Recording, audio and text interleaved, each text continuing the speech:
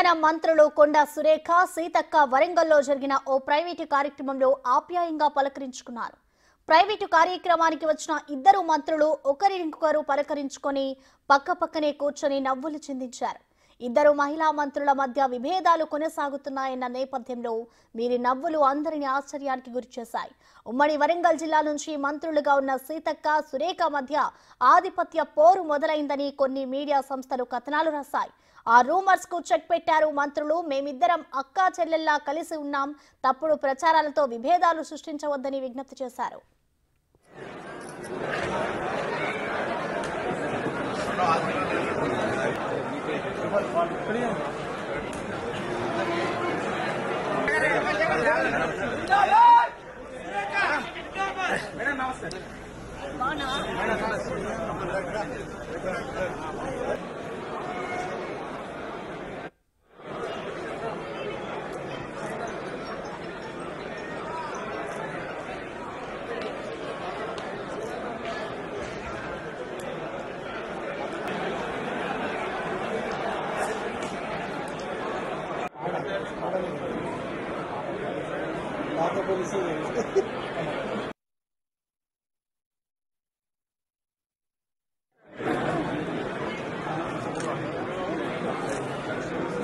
Okay, ma'am.